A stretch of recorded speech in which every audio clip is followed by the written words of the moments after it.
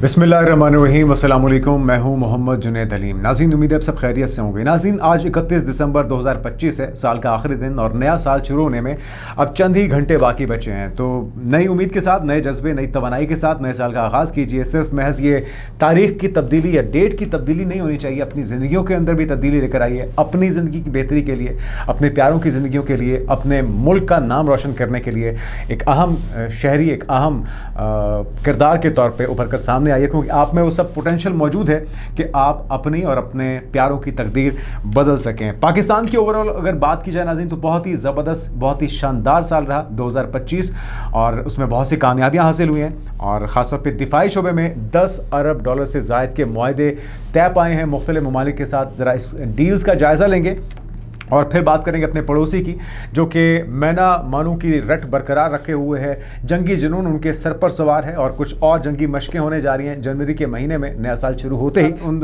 मशकों का हवाला आपके साथ शेयर करेंगे कि कौन कौन से तैयारे और कौन कौन सी फोर्सेस इन मशकों में हिस्सा लेंगी। एक बार फिर से खौफ का माहौल पैदा किया जा रहा है और ये पुरानी आदत है, पुराना वतीरा है। भाजपा सरकार का कोई मिस एडवेंचर भी मुमकिन तौर पर 2026 में हो सकता है। लेकिन हम ये भी देख रहे हैं कि जो इस वक्त अरबों डॉलर की इन्वेस्टमेंट है भारत की, चाहे वो उनकी लॉबिंग के अंदर हो, चाहे वो पाकिस्तान के खिलाफ प्रोपेगेंडा या नफरत करना हो, वो भी भारत को बचा नहीं सकी। उनकी इकॉनमी के ऊपर जो अस्करी सतह पे, जो सिफारती सतह पे उनको डेंट लगाया, वो तो अपनी जगह मौजूद है, लेकिन जो अरबपति थे भारत के, वो भी इस डैमेज को कंट्रोल नहीं कर पाए और बराह रास्त मुतासिर हुए हैं। जो लॉस हुआ है उनकी एक सिफारती सतह पे नाकामियों का एतराफ़, जिससे खुद अब इंडियन मीडिया भी रिपोर्ट करना शुरू हो चुका है। तो कितना नुकसान हुआ है भारतीय अरबपतियों को इस पाक भारत जंग के नतीजे में और उसके बाद जो नाकामियां हुई हैं उसके नतीजे में, उसका हवाला आपके साथ शेयर करेंगे। प्रोपेगेंडा भी जारी है पाकिस्तान के साथ साथ। अब हम देख रहे हैं धुरंधर के बाद एक और फिल्म आ रही है नाज़रीन, जिसका नाम है बैटल ऑफ गुलवान। सलमान खान जो सुपरस्टार हैं भारत के, उसमें लीडिंग किरदार अदा कर रहे हैं, लेकिन प्रोपेगेंडा मूवी को चाइना की तरफ से सख्ती के साथ मुस्तरद किया गया है। इस कोशिश की मजम्मत की गई है और जो असल इश्यूज़ हैं उन्हें छुपाते हुए नॉन इश्यूज़ को हाईलाइट किया जा रहा है। अंधभक्तों को, इंतहा पसंदी को, प्रोपेगेंडे को, नफ़रत को तो हवा दी जा रही है, लेकिन सूरत हाल ये है कि भारत का जो सबसे साफ कहलाया जाने वाला शहर है इंदौर, वहाँ पे गंदे पानी की वजह से, आर्सेनिक मिले और केमिकल मिले पानी की वजह से अमवात की तादाद जो है वो बढ़ती जा रही है। कितनी अमवात हो चुकी, कितने और लोग इससे मुतासिर हैं, इसका अहवाल और साथ में कुछ और भी डेवलपमेंट्स हैं नाज़रीन। और अमेरिका की तरफ से लाल झंडी दिखा दी गई है भारतीयों के लिए कि अब कोई रियायत बर्दाश्त नहीं की जाएगी। इलीगल इमिग्रेंट्स जो भारत से आ रहे हैं उनको अब सख्त सज़ाओं का सामना करना पड़ेगा।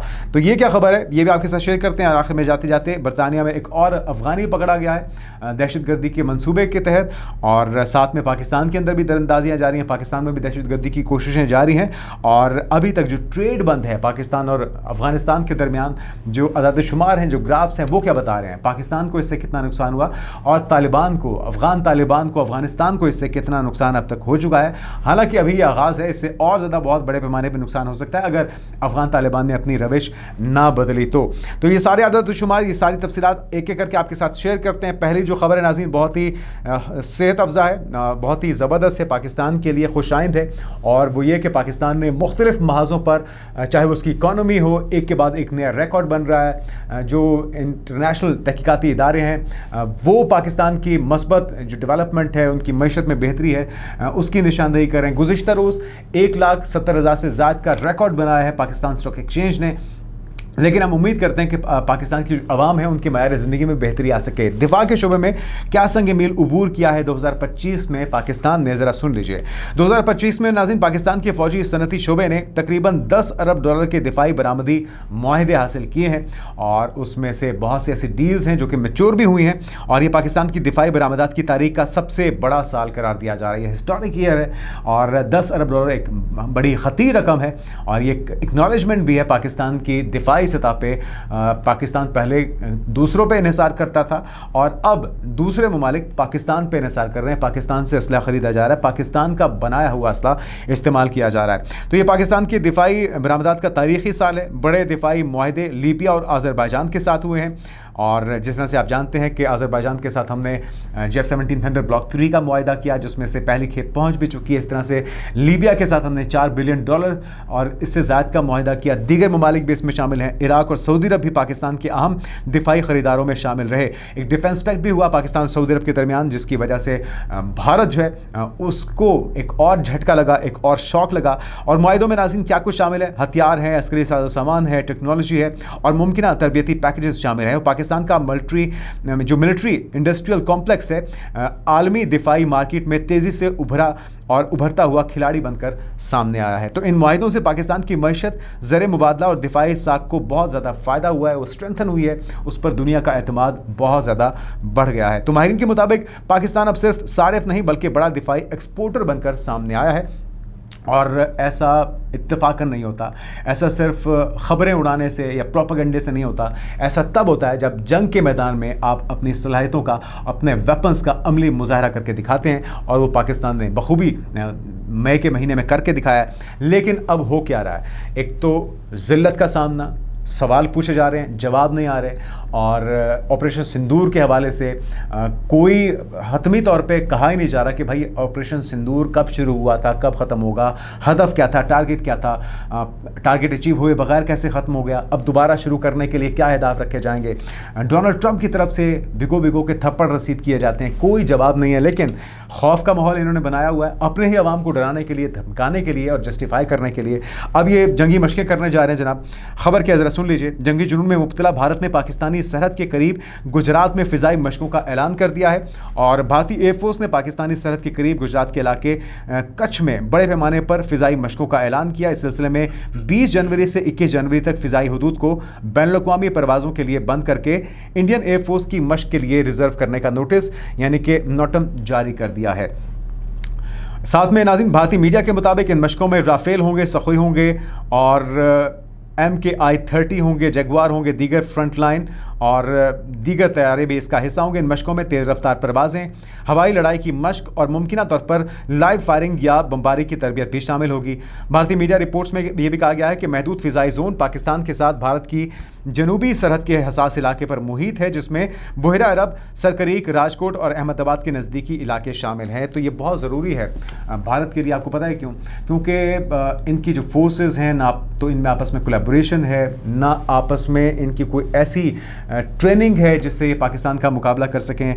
इन्होंने पिछली बार मदद ली इजरायलियों की, उनके ड्रोन्स इस्तेमाल किए, उनके इंजीनियर्स, उनकी फ़ौजी जो जवान थे वो भारत के अंदर मौजूद थे। लेकिन इसके बावजूद इस कदर ज़िल्लत आमेज़ शिकस्त इनको हुई है पाकिस्तान से कि अब ये जितनी मर्जी ट्रेनिंग कर लें, इसके बावजूद इनको मार पड़नी है, ये बहुत अच्छे तरीके से जानते हैं। इन्होंने फिर नाक कटवानी है, फिर तैयारे गिरवाने हैं, और एक के बाद एक ज़िल्लत जो है इनका मुकद्दर ठहरेगी, क्योंकि बुनियाद ही खोखली है, बुनियाद ही झूठ पर कायम की गई है। ये जो इमारत नरेंद्र मोदी ने खड़ी की है अपनी हुकूमत की, लंका जो है, ये झूठ पर इसकी बुनियादें टिकी हुई हैं। और जब थोड़ी सी झटका लगता है तो ये कोलैप्स कर जाती है। और अब ये अपने ही मुल्क के अंदर अपने ही शहरियों को डरा रहे हैं, धमका रहे हैं इन मशकों की वजह से। लेकिन अब साथ में BSF की नाज़रीन एक नई यूनिफॉर्म भी इंट्रोड्यूस करवाई है, जिसके ऊपर बड़ी हंसी और मजाक उड़ाया जा रहा है इसका। उसकी रीज़न क्या है, ज़रा विजुअल्स में देखिए आप कि नई जो BSF फोर्स है, बॉर्डर सिक्योरिटी फोर्स है, उसको इन्होंने अलर्ट किया है और करीबी जंगलात में ऑपरेशंस के लिए नया जंगी यूनिफॉर्म मुतारिफ किया है। नए साल की आमद के पेश नज़र बॉर्डर सिक्योरिटी फोर्स BSF ने लाइन ऑफ कंट्रोल के साथ निगरानी मजीद सख्त कर दी है, ताकि सरहद पार से किसी भी मुमकिन दरअंदाजी की कोशिश को मौसर तौर पर इसका मुकाबला किया जा सके। और BSF हाईलाइट पर है। माजी के तजुर्बात का हवाला देते हुए कहा गया कि दुश्मन अनासिर त्योहारों के मौके और ख़राब मौसमी हालात का फ़ायदा उठाकर सरहद की खिलाफ वर्जी करने की कोशिश करते हैं। लेकिन वीर चक्र मिलना चाहिए, इनको अवार्ड मिलना चाहिए, इन्हें गोल्ड मेडल मिलना चाहिए, जिसने ये यूनिफॉर्म यानी कि हर तरफ सफ़ेदी की चादर बिछी हुई है और कैमोफ्लेज यूनिफॉर्म के बजाय ब्लैक कलर की यूनिफॉर्म इनको दिया, ताकि पाकिस्तानी फोर्सेज जो हैं इनको ट्रेस आउट करें। ये यानी कि अगर आप 100 किलोमीटर से दूर भी एक पहाड़ी चोटी के ऊपर कोई BSF का एहलकार खड़ा होगा तो उसको निशाना बनाना, मेरे ख्याल में बगैर दूरबीन के ही हम इनको निशाना बना लेंगे। और ये शायद मकसद ही ये अपने जो फ़ौजी जवान हैं इनकी ज़िंदगियों को दाव पर लगाना चाहते हैं, ताकि उसके ऊपर भी मातम किया जा सके, लाशों पर सियासत की जा सके। और तो इस यूनिफॉर्म की बर्फीले मौसम के अंदर अगर आप अपनी BSF BSF को ब्लैक यूनिफॉर्म पहना रहे हैं, तो मेरे ख्याल में इससे बड़ा घिनौना मजाक नहीं हो सकता, या इससे बड़ी कोई हिमाकत नहीं हो सकती। तो ये इनकी अंडरस्टैंडिंग है, ये इनकी आप लेवल देख लीजिए ट्रेनिंग का या प्रोफेशनलिज्म का, कि अपनी फोर्सेस को ये किस तरह का यूनिफॉर्म बना रहे हैं। उसको रिपोर्ट भी किया जा रहा है कि जी BSF की नई यूनिफॉर्म आ गई है, तो बहुत अच्छे, इस पर तालियां बनती हैं और मातम भी बनता है उन फोर्सेस के जवानों का जिनको अब ये मौत के मुंह में धकेल रहे हैं पाकिस्तान जैसी प्रोफेशनल फोर्सेस के सामने। आगे बढ़ते नाज़रीन, और अरबों डॉलर की जो लॉबिंग थी वो भारत के किसी काम नहीं आ सकी। अरबों पति जो इस वक्त इन्वेस्टर्स हैं, जो कारोबारी लोग हैं भारत के, वो इस वक्त लपेट में आ चुके हैं उस नफरत और प्रोपेगेंडे के जिसकी बुनियाद रखी है भाजपा सरकार ने। बरतानवी अखबार है नाज़रीन, फाइनेंशियल टाइम्स, वो ये रिपोर्ट कर रहा है जिसके मुताबिक भारत और अमेरिका के ताल्लुकात में सर्द महरी का बराह रास्त नुकसान भारतीय अरबपति तबके को हुआ है। रिपोर्ट में कहा गया कि हिंदुत्व पर मबनी पॉलिसियों और दोगली खारजा हिकमत अमली ने अमेरिका भारत ताल्लुकात को मुतासर किया। साथ में एक्नॉलेजमेंट का ना मिलना, क्रेडिट जो बनता था डोनाल्ड ट्रंप का वो ना देना। अभी चाइना की तरफ से ऑफिशियल स्टेटमेंट आया कि चाइना ने मीडिएशन का किरदार अदा किया है और पाक भारत ताल्लुकात को उस्तवार करने के लिए, जंग को रुकवाने के लिए चाइना ने किरदार अदा किया, उसको भी झुटलाया जा रहा है। यानी कि ना तो ये चाइना को क्रेडिट देते हैं, ना ये डोनाल्ड ट्रंप को क्रेडिट देते हैं। ये क्रेडिट देते हैं तो नरेंद्र मोदी को और उनकी पॉलिसी को, उनकी स्ट्रैटेजी को, और फिर मुंह की खाना पड़ती है जिल्लत अमेज इनको जो रिस्पॉन्स आता है पूरी दुनिया को, उसके बाद फिर ये मुंह छुपाते फिरते हैं। अच्छा हुआ क्या, ज़रा सुन लीजिए। रिपोर्ट में कहा गया कि हिंदुत्व पर मबनी दोगली खारजा पॉलिसी की वजह से यह नुकसान हुआ। भारतीय अरबपति लॉबीज़ ने अमेरिका में लाखों डॉलर लॉबिंग पर खर्च किए मगर तिजारती मफादात हासिल करने में नाकाम रहे और 50% का टैरिफ भारत ने अपने ऊपर लगवा लिया। तो गौतम अडानी के खिलाफ मुकदमात इस बात का सबूत हैं कि ज़ाती रवाबित और लॉबिंग अमरीकी कानूनी तरजीहात पर असरअंदाज नहीं हुई। फाइनेंशियल टाइम्स के मुताबिक मार्का हक में शिकस्त के बाद भारत अमरीका के लिए काबिल एतमाद इत्तेहादी नहीं रहा और टैरिफ तनाज़ा जो है अपनी जगह पर मौजूद है। तो ये वो डैमेजेस हैं जिसका सिलसिला जारी और सारी है, बयानात हों या इकदामात हों या पॉलिसीज़ हों, एक के बाद एक जो है उसका सामना भारत को करना पड़ रहा है। अच्छा जी, धुरंधर के बाद उसकी एक तो बायकॉट किया गया पूरी मिडिल ईस्ट की तरफ से, मुस्लिम दुनिया की तरफ से इस प्रोपेगेंडा मूवी का, और सलमान खान की आने वाली फिल्म है बैटल ऑफ गुलवान जिस पर चीन ने सख्त रद्द-ए-अमल दिया है और हक़ाइक़ को मस्ख़ करने के मुतरादिफ करार दिया है। अच्छा, खबर क्या ज़रा सुनिए। भारत ने एतराफ़ात को फ़नकाराना आज़ादी आर्टिस्टिक लाइसेंस करार देकर दिफा किया। तनाज़ा 15 जून 2020 के गुलवान वैली तसादुम की तल्ख़ यादें ताज़ा कर रहा है। गुलवान झड़प 15,000 फुट बुलंदी पर शदीद सर्दी और अंधेरे में हुई थी। आपको याद होगा गुलवान का वादा जो वाक़या था वो बड़ा ही एक भयानक झड़प थी दोनों ममालिक के दरमियान, और आपको याद होगा कि लाठियों का इस्तेमाल किया गया था बंदूकों की बजाय उसमें, और कीलों वाले डंडे इस्तेमाल किए गए थे। इनकी खूब दुर्गत बनाई थी चाइनीज़ फोर्सेज ने। भारतीय फ़ौज के मुताबिक 20 भारतीय फ़ौजी हलाक हुए थे। चीन ने इब्तिदा में जानी नुकसान से इनकार किया, बाद में सिर्फ 4 फौजियों की हलाकत तस्लीम की, और गैर मुल्की भारतीय ज़राए के मुताबिक चीनी हलाकतें इससे कहीं ज़्यादा थीं। जबकि तसादुम के बाद भारतीय चीन ताल्लुकात में तवील सर्द महरी देखी गई।